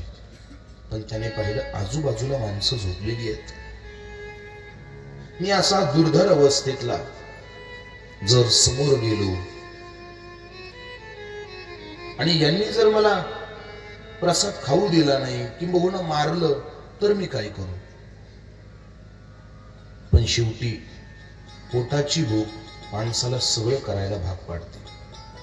यानं विचार केला, आता जर पोटात काही पडलं नाही तर निश्चित मरेल मी. चालून पुढे गेला, जपत जपत गेला आणि तिथे जाऊन भगवान शिवांच्या समोरचा तो प्रसाद घेतला आणि आता कुठेतरी बाजूला जाऊन खावं हा विचार करतोय. पण तेवढ्यात त्याने थोडासा विचार केला की इथून बाजूला जाऊन काय होत नाही, खाऊन टाका. एक वाक्य बोलू, एक वाक्य बोलतो, ऐका, फार महत्वाचं आहे. लोक प्रसाद घेतात आणि घेतलेला प्रसाद खात नाही, घरी नेतात. चुकीचं आहे का ते पण सांगतो. शुभ गोष्टी माणसाने त्वरित कराव्यात. शुभ गोष्टी माणसाने त्वरित कराव्यात म्हणून शास्त्राने आज्ञा दिली आहे, शुभस्य शीघ्रम.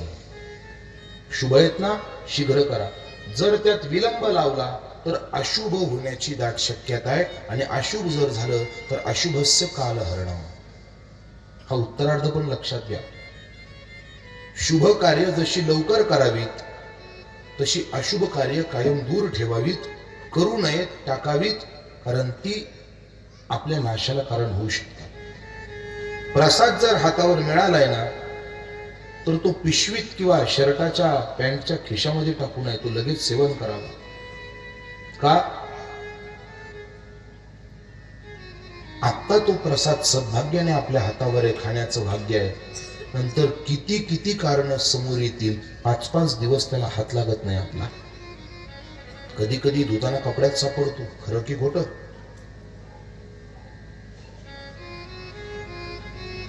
अशुभस्य काल हरणम ही गोष्ट टाळली पाहिजे. आणि मग याने तिथल्या तिथे तो प्रसाद खाल्ला, सेवन केला आणि विचार केला की आता आपण इथनं गेलं पाहिजे. घाईघाईने निघतो, पण घाई जाता जाता त्याचा पाय झोपलेल्या एका व्यक्तीला लागतो आणि अचानकच ती व्यक्ती खडबडून जागी होते. अहो, चोर चोर चोर चोर.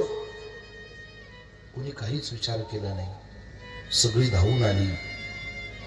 त्या गुणनिधीला धरलं, खूप मारलं आणि त्या मारण्यामध्येच त्याची दृष्टीही गेली आणि तिथल्या तिथे त्याला मृत्यू आला. मृत्यू आल्यानंतर यमदूत त्याला घेऊन यमधर्माच्या समोर गेले. पुढं ऐका, कुतूहल इथे आहे. यमधर्माच्या समोर घेऊन गेले आणि यमधर्माने विचारलं की याचं काय सगळं काढा, बाळ काढा याचं.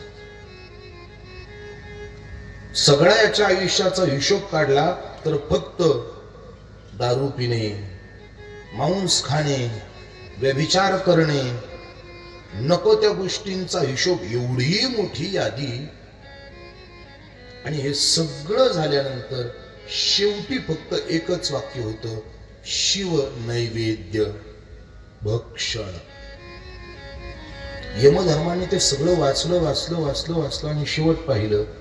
यानं काय केलंय? याने अंत समयाच्या वेळेला भगवान शिवांचा समर्पण केलेला नैवेद्य भक्षण केला. यमधर्माने सांगितलं, वरची सगळी पानं फाडून टाका म्हणे. ऐकताय ना सगळे? यमधर्माने सांगितलं, वरची सगळी पानं फाडून टाका. का? कारण याने आयुष्यभर केलं हे जरी असलं, पण ऐन शेवटच्या काळाला याने भगवान शिवांना समर्पण केलेला नैवेद्य खाल्लाय. मग याला करायचं काय? आता याला पहिली प्राप्ती, याला आपल्याला आता याला शिवलोकी न्यावं लागेल. हे लक्षात घ्या बरं का. आता याला शिवलोकी नेण्याची जबाबदारी कुणाची आहे? आपली आहे. यमधर्म त्याला शिवलोकी घेऊन गेले आणि त्याला त्या अवस्थेमध्ये भगवान शिव आणि पार्वती यांचं पवित्र दर्शन भेटलं आणि मग तो पुढच्या जन्मामध्ये कलिंग देशाचा राजा अरिंदम याच्या पोटी दम म्हणून जन्माला आला. आणि मग त्याला काही गत जन्माचं स्मरण राहिलं आणि तिथून पुढे त्याने भगवान शिवांची नित्य उपासना सुरू केली. ही कथा का सांगितली गेली?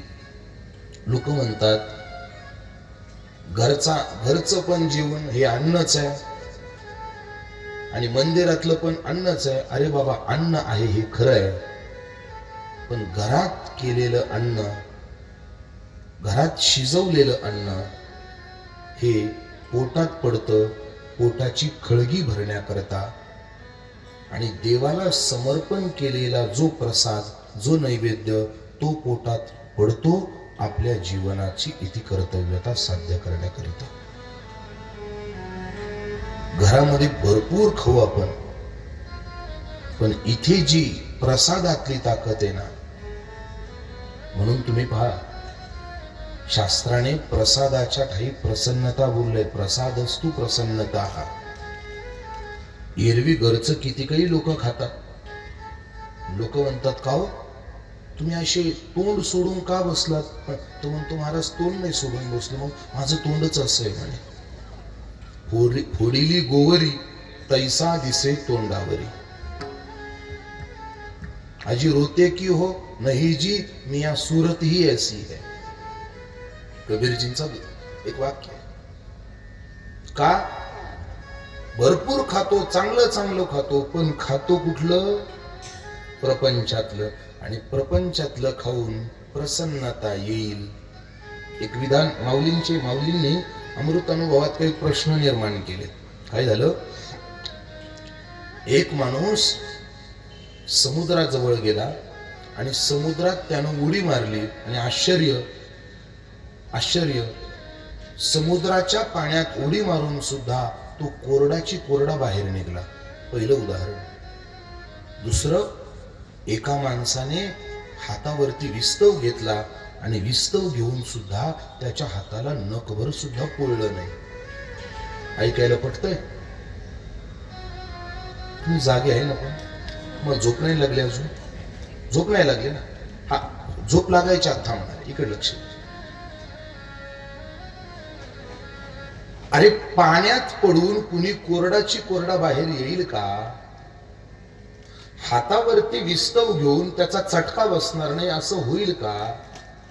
जसं पाण्यात पडल्यानंतर अंग ओलं होणं ठरलेलं आहे, हातावरती विस्तव आल्यानंतर जसं हाताला चटका बसणं ठरलेलं आहे, तसं प्रपंचात राहून प्रपंचात तयार झालेलं खाऊन अप्रसन्नता पदरी पडणं ठरलेलं आहे. यात आश्चर्य करण्याची कोणतीच गोष्ट नाहीये. आता तुम्ही म्हणताल मग आम्ही घरी खायचंच नाही का, रोज मंदिरातच यायचं का? तर याच्याकरता एक उपाय आहे. आपली बुद्धी आहे ना अन्नावर अधिष्ठित आहे. हे जरा लक्ष देऊन ऐका बरं का. आपली बुद्धी आहे ना ही अन्नावर अवलंबून आहे. थोडं बोलू.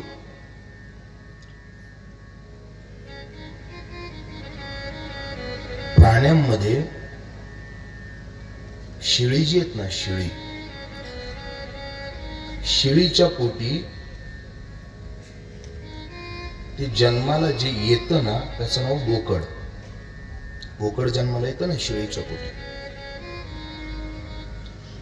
असं आहे, ते बोकड जन्माला आलं ना की तिसऱ्या तासाला आई आणि बाईतला फरक विसरत. जरा कटू आहे ऐकायला हे कानाला, पण हे वास्तव आहे.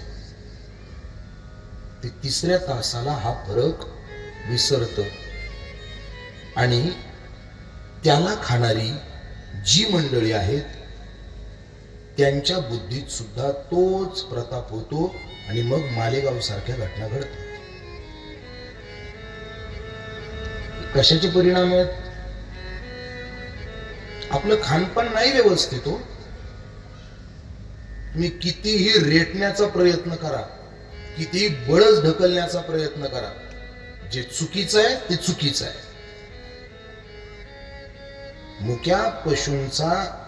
मुक्या प्राण्यांचा जीव घेऊन पोट भरणं चुकीचं आहे.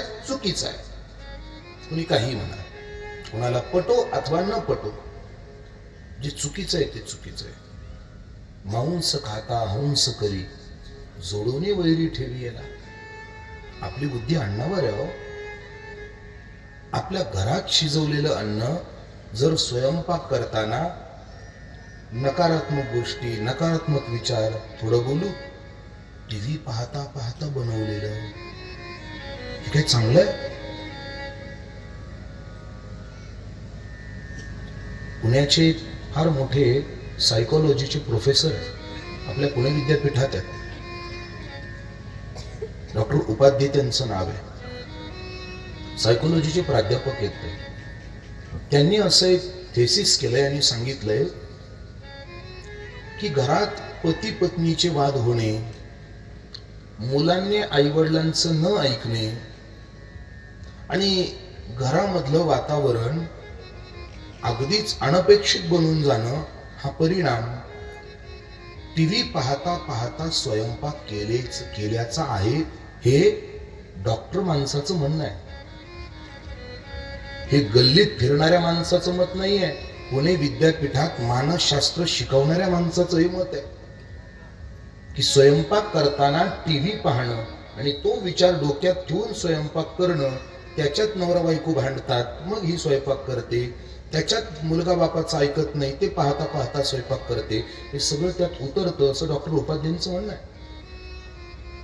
की ज्यांची सायकोलॉजीमध्ये PhD आहे, हे त्यांचं म्हणणं आहे.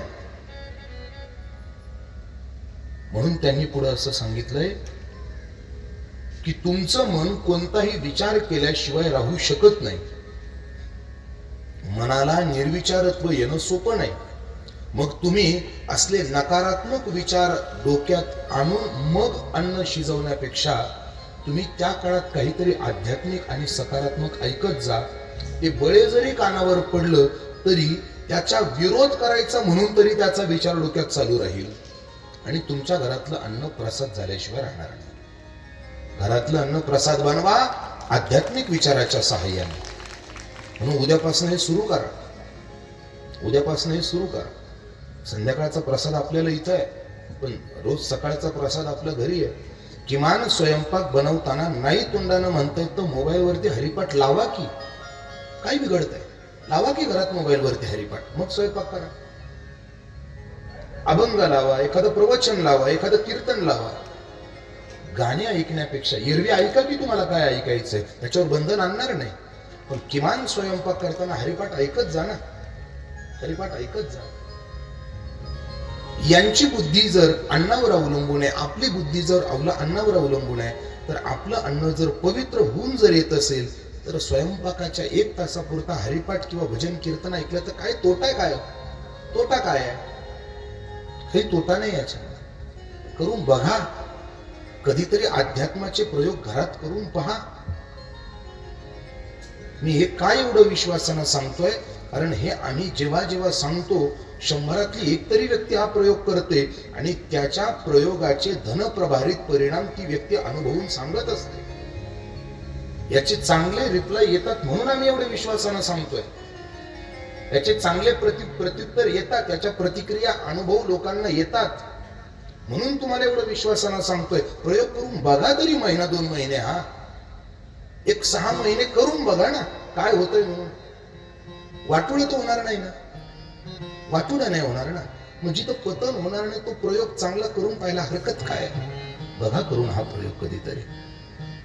देवाला समर्पण केलेला नैवेद्य मानवी जीवनाच्या सुखाला कारण ठरू शकतो.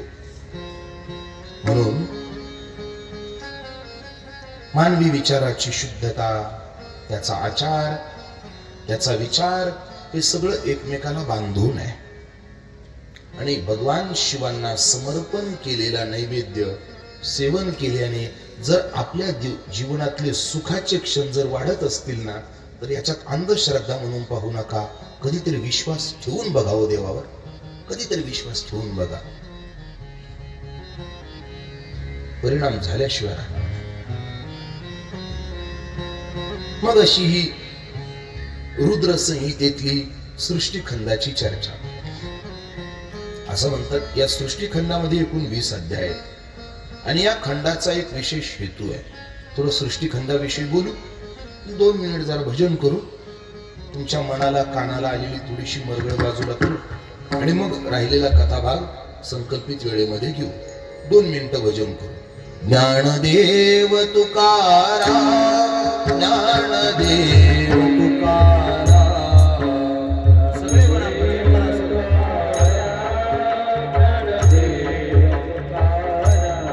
ज्ञानदेव तुकाराम, ज्ञानदेव तुकाराम,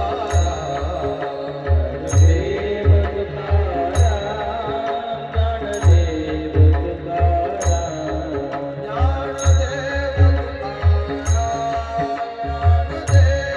तुकाराम.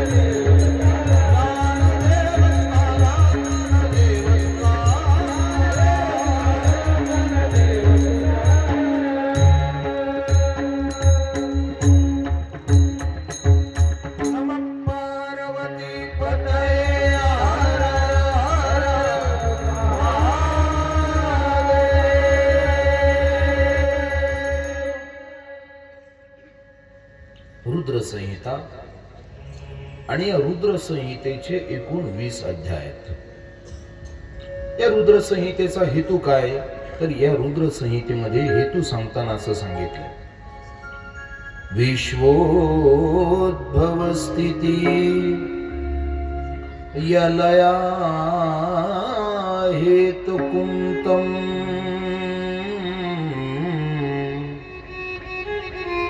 गौरी पत्नीं विदितत्वं मननं कीर्तिं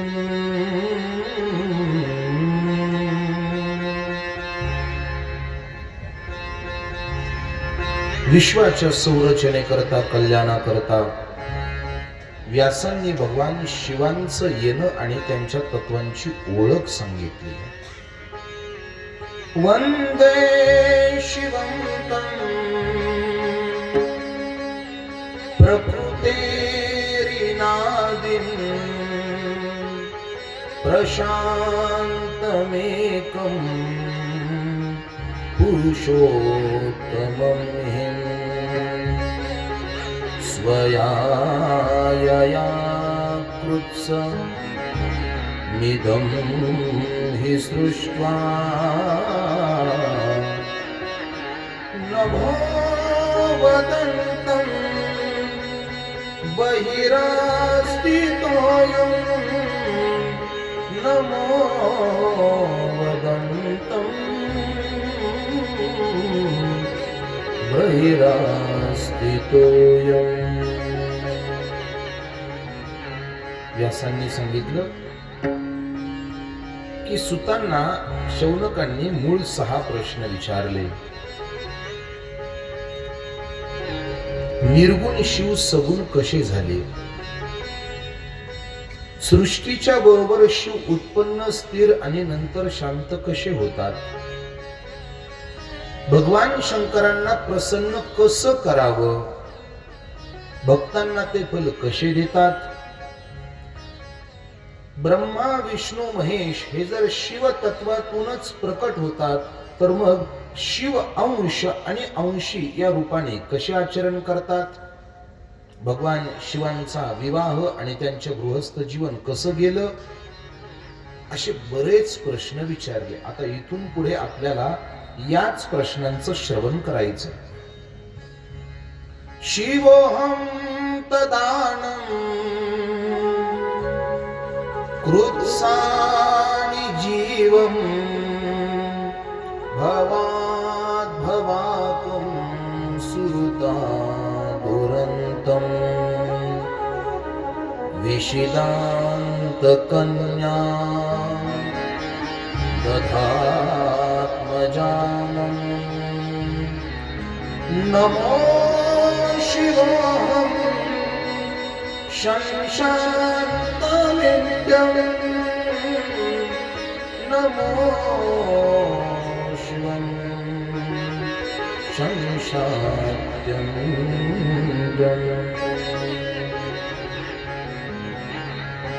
अशा प्रकारची प्रश्नांची सूची ऐकली. सुतांना आनंद झाला की देवाविषयी विचारले. भगवान शिवांचं स्मरण केलं, श्रोत्यांचं कौतुक केलं आणि सांगितलं की जे प्रश्न तुम्ही मला विचारलेत ना, हेच प्रश्न एकदा भूतकाळामध्ये नारदांनी विचारले होते. कुणाला? ब्रह्मदेवाला. मग हा नारदांचा आणि ब्रह्मदेवाचा संवाद भगवान शिवांच्या विषयी बोललेलं जे ब्रह्मदेवानं बोललंय आणि नारदांना ऐकलंय, हा नेमकी घटना झाली कधी, कशी झाली? तर त्याचा प्रसंग सांगतात.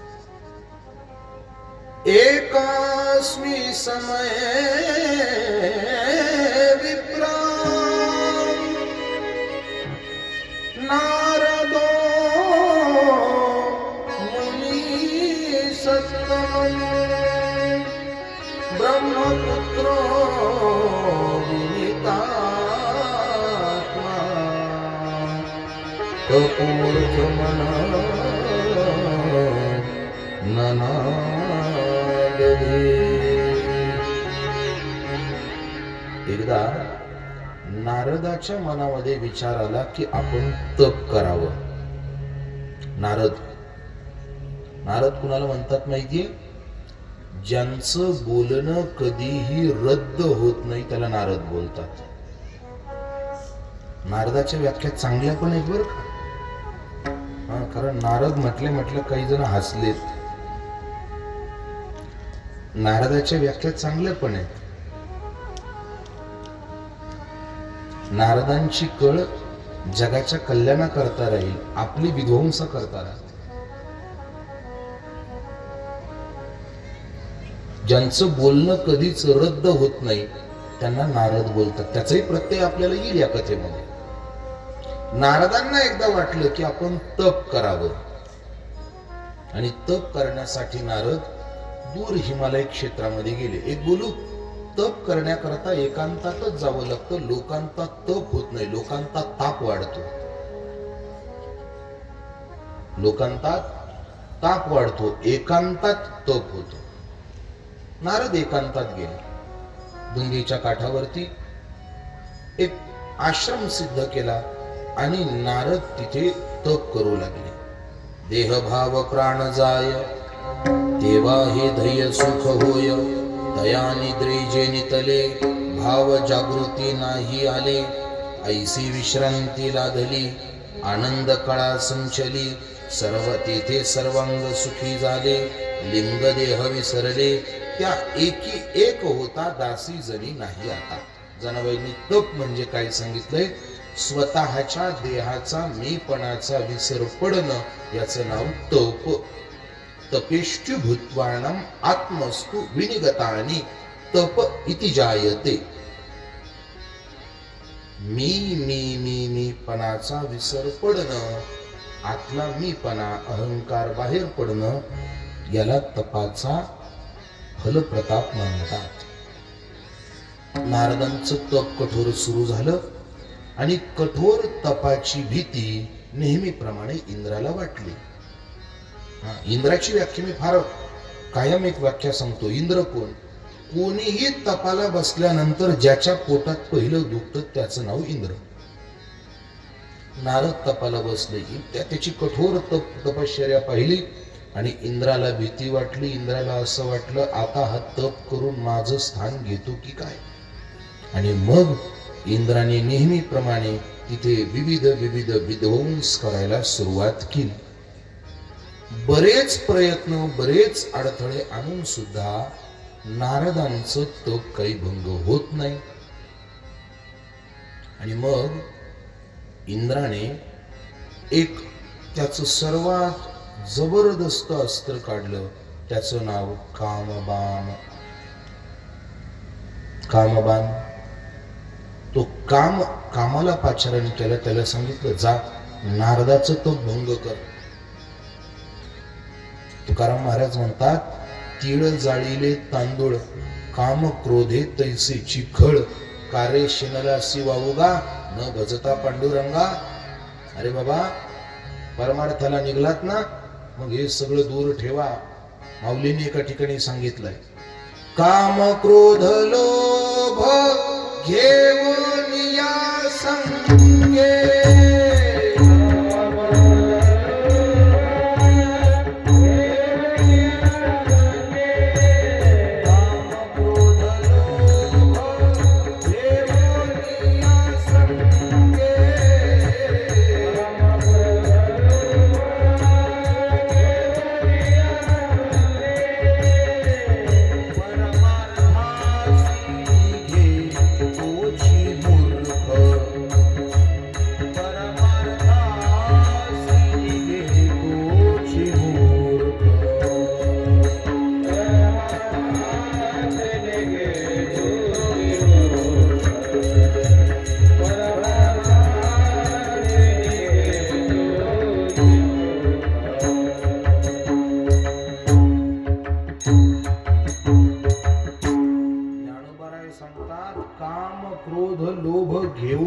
संगे परमार्थासी निघे तोची कोण मूर्ख.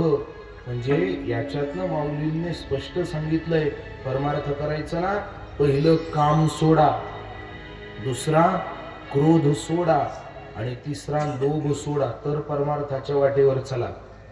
काम क्रोध लोभ घेऊन परमार्थाच्या वाटेवरती जाता येत नाही, जाता येत, तो सोडावा लागतो. नारदांचं तप सुरू आहे आणि नारदांच्या तपामध्ये कामदेव आले आणि कामांनी आपले प्रकार करायला सुरुवात केली, आपली शक्ती आरोपित करायला सुरुवात केली. पण कुतूहल सांगू, कामानेही खूप प्रयत्न केले पण नारदांवर त्याचा काहीही परिणाम झाला नाही. आता बऱ्याच वेळा मनात शंका येते, नारदांवर कामाचा परिणाम होत नाही कसं? तर त्याचं एक कारण आहे. नारद त्या ठिकाणी तपाला बसले होते की ज्या ठिकाणी, ज्या स्थानावरती, ज्या वनामध्ये भूतकाळामध्ये, पूर्व काळात भगवान शंकरांनी काम जाळला होता. येईल पुढे आपल्याला परत. आणि त्यामुळे तिथे कामाची शक्ती क्षीण होती. त्यामुळे नारदा त्या स्थानावरती कामाची शक्ती क्षीण झाली आणि नारदांवर काहीही परिणाम झाला नाही. शेवटी तो काम परत आला. त्यांनी कामाने इंद्राला सांगितलं की माझा त्यांच्यावरती काहीही परिणाम झाला नाही. तर इंद्रही घाबरला. नारदांचं अनंत काळ तप झालं आणि तपातून नारदजी उठले. आणि तपातून उठल्यानंतर नारदांनी विचार केला, अरे इंद्राने माझ्या तपात अडथळे आणले, विविध प्रयोग केले, लौकिक प्रयोगातून काही सिद्ध झालं नाही म्हणून त्याने कामाला पाठवलं, पण बघा कामाचा सुद्धा माझ्यावर परिणाम झाला नाही.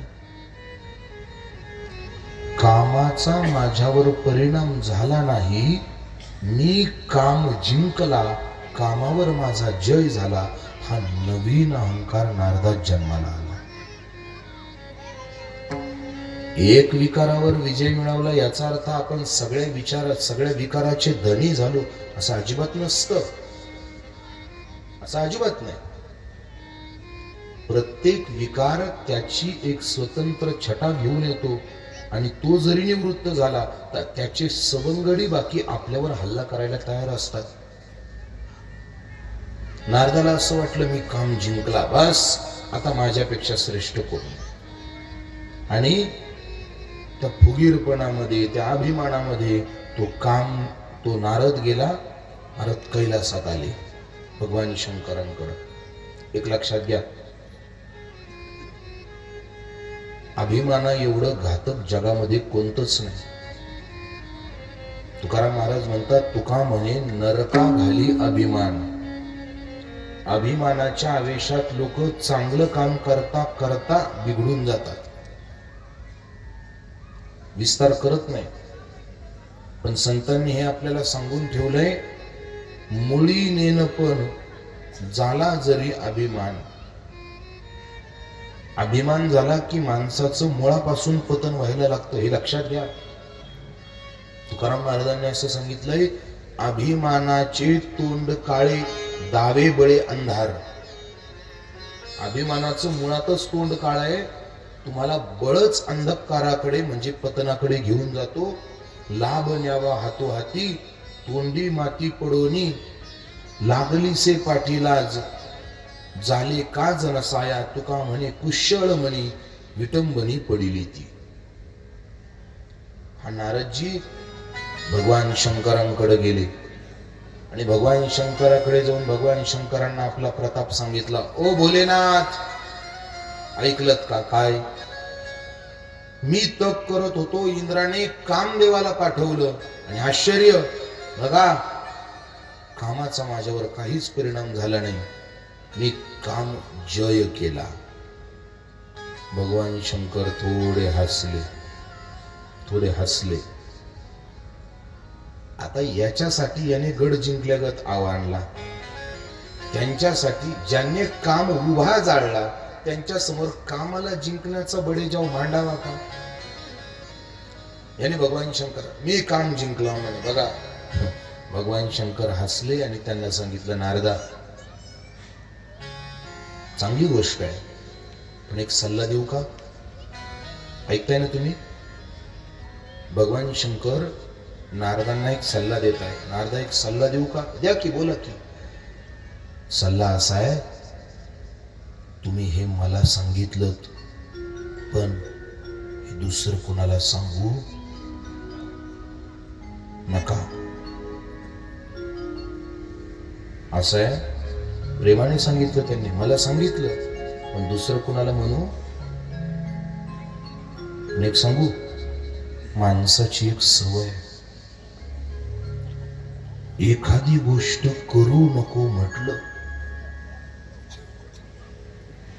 की तो अजून जोमानं करतो, ताकद लावून करतो. लहान एखाद्या पोराला जर म्हटलं ना, तिकडे जाऊ नको बरं, तिकडे जाऊ नको.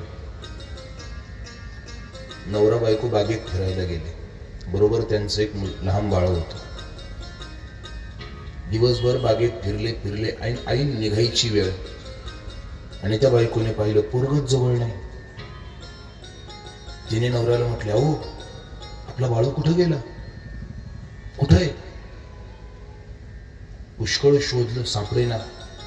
त्यावेळी बापाने विचारलं, का ग तू दिवसभरात त्याला कुठं जाऊ नको म्हणून बोलली होती का? तिने सांगितलं, हो. कुठं? त्याने का तिकडे तिकडे पाणी होतं, तिकडे ते किती भीती वाटत, तिकडं चल म्हणे. तिकडं पाहिलं पोरग तिथंच होत. का? माणसाची सवय आहे, करू नको म्हटलं की ते करायला त्याला जास्त ऊत असतो. माणसाच्या मनाचं पण काहीसं असंच आहे. मनाला सांगितलं भजन कर, मन ते करत नाही. मनाला सांगितलं इकडं जाऊ नको, तिकडं गेल्याशिवाय. चाणक्यांनी एक गोड सूत्र सांगितलं. चाणक्यांनी एक गोड सूत्र सांगितलं, मना इंद्रियाबरोबर कायम सुयोजित आणि मनाबरोबर कायम विरोजित वागायचं, विरुद्ध वागायचं. ज्याला आपलं मन योग्य काळात मारता येतं ना, त्यालाच भविष्यात सुखाचे दिवस पाहायला मिळतात. नाही तर मनोमार्गे गेला, हरिपाठाकडं मन येत नाही. पण जर एखाद्याचं आलं मन, हरिपाठी स्थिरावलं एखाद्याचं मन, तर तोची धन्य, बाकीचे धन्य पात्रच नाही.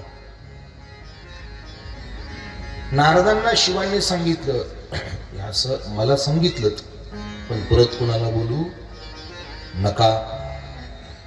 नारद असते, कोणाला बोलू नका म्हटल्यानंतर जसे निघाले तसे सत्य लोकात ब्रह्मदेवाकडे. आणि ब्रह्मदेवाला सांगितलं, ऐकलं का ब्रह्मदेव? काय? मी काम जिंकला. ब्रह्मदेव म्हणाले, तुम्हाला पुढचा निरोप मिळाला नाही का? काय भगवान शंकराने काही सांगितलं नाही का? सांगितलं म्हणे. मग इकडे कशाला आलात? नाही नाही, मी पराक्रम केला, मी सांगितलं पाहिजे. एवढं झालं. एवढ्यावर नारदांनी थांबावं, तर नारद ब्रह्मदेवानं ते समजून सांगितलं, पण नारद पुन्हा वैकुंठात गेले.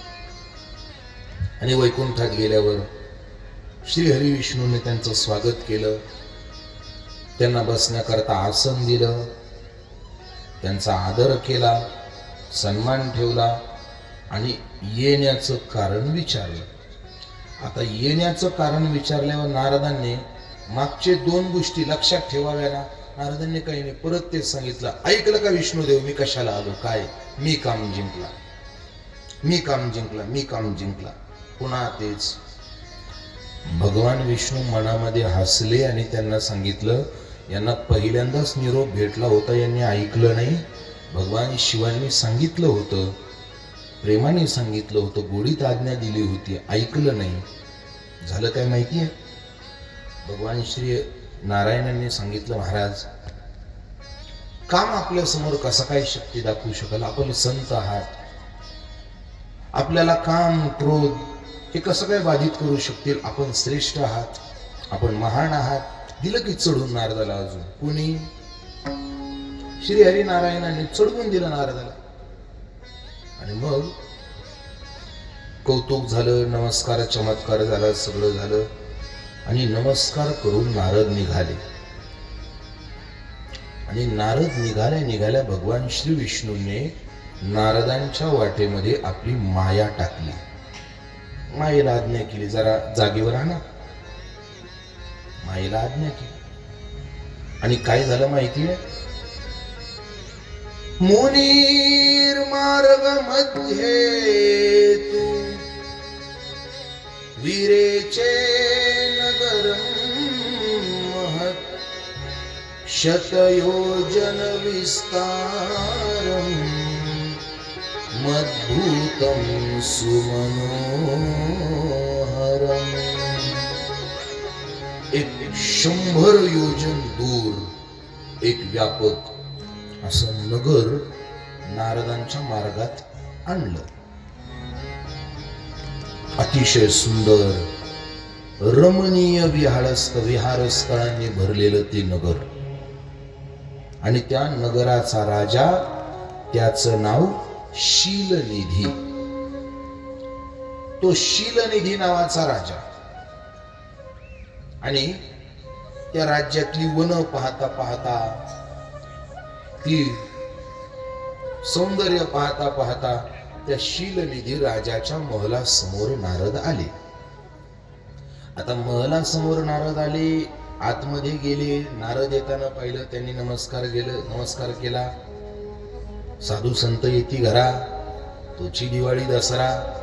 पाय धुतले नारदाचे, नमस्कार केला, बसवलं. आणि मग त्या शीलनिधी राजाने नारदांना आदर सत्कार केला, उपचार समर्पण केलं. आणि आदर सत्कार झाल्यानंतर सहजच नारदांना विचारलं, महाराज तुमचं येणं पुण्यशीलतेचं लक्षण आहे. मग माझी एक अडचण आहे. काय? माझी मुलगी, तिचं नाव श्रीमती, तिचा विवाह मला करायचा आहे. अरे वा, चांगली गोष्ट आहे. मग आता तुम्ही जर आलेलेच आहात तर मग मला माझ्या पुत्रीकरता स्वयंवराचं आयोजन करायचंय. मग तुम्ही आलेलेच आहात तर मग जरा तिला पाहून तिला कसा सुयोग्य पती मिळेल हे जरा सांगता का? नारद म्हणे हरकत नाही. नारदाने होकार दिल्यानंतर त्या शीलनिधीने त्या श्रीमतीला बोलावलं, आपल्या मुलीला बोलावलं आणि सांगितलं की हिचं भविष्य सांगा. आता त्या नारदांनी जेव्हा त्या श्रीमतीला पाहिलं, अगोदर अभिमान. आता अभिमानाचं पहिलं तोंड काम. अभिमानाने पहिली उडी मारली कामावर. नारदांनी तिच्याकडे पाहिला आणि पाहिल्यानंतर तिला पाहण्याचा लोभ निर्माण झाला. आणि मग त्या संदर्भाने प्रयत्न सुरू केले. नारदांनी तिचा हात पाहिला, तिचं रूप पाहून तिला सांगितलं, तिचा हात पाहिला आणि तिच्याकडे पाहून आकृष्ट झालेले नारद बोलू लागले, वा, आपली मुलगी शुभलक्षण संपन्न आहे, ही परम सौभाग्यवती आहे. ऐका, हिचा पती वैभवशाली असेल, शूर असेल, सर्व देवतांमध्ये त्याला सन्मान असेल, त्याने कामावरती विजय मिळवलेला असेल, तो भगवंताचा प्रिय भक्त असेल.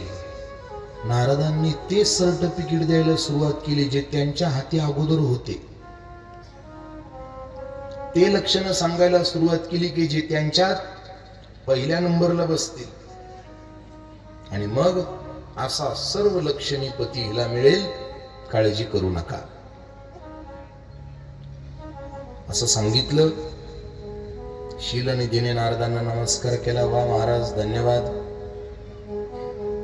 आणि मग नारदांनी विचार केला, आपण एवढं बोललो खरं, पण मग आता आपल्याला जर त्या श्रीमतीला प्राप्त करायचं असेल तर आपल्याला या लक्षणात बसावं लागेल. मग त्यांनी पहिला विचार केला, जर त्या श्रीमतीला आपल्याला प्राप्त करायचंय तर मग आपल्याला सुंदर बनावं लागेल. मग सुंदर दिसायचं असेल तर मग त्यांच्या मनात विचार आला, या जगात सर्वात जास्त सुंदर भगवान श्री विष्णू आहेत. सुंदरम मनोहरम चित्त आकृष्टय इति धारणम. मग नारदजी परत नारदजींनी मोर्चा तसा उलट फिरवला आणि नारदजी आता भगवान श्री हरी विष्णूंच्या भेटी करता निघाले. भगवान श्री हरी विष्णू आणि आपल्या वैकुंठ धामामध्ये थांबलेले आणि नारद आता श्री हरी विष्णूंच्या भेटी करता निघाले. प्रवास करत करत करत करत नारदजी आले आणि नारदजी आल्यानंतर पुन्हा एकदा वैकुंठ धामामध्ये नारदांचं स्वागत झालं, त्यांचं आतिथ्य झालं. पण आता नारदजी आतिथ्य स्वीकारत नाहीये. नारदजी म्हणाले, देवा माझं तुमच्याकडे काम आहे. काय काम आहे? काही नाही देवा, मी जाता जाता असं रस्त्यामध्ये गेलो आणि तिथं तो शीलनिधी नावाचा राजा, त्याची ती पत्नी, त्याची ती मुलगी श्रीमती आणि तिच्याशी मला विवाह करायचा. चांगली गोष्ट आहे, काही हरकत नाही, करा. अहो पण देवा, आता ती दिसायला एवढी सुंदर आहे, मी किमान तिच्या लायकीचा दिसायला तरी झालो पाहिजे ना. म्हणे किमान दिसायला तिच्या जोगा झालो पाहिजे. हरकत नाही.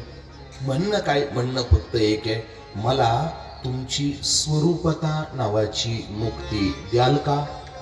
म्हणजे तुमचं सौंदर्य, तुम्ही इतके सुंदर दिसता, मग तुमचं सौंदर्य मला द्याल का?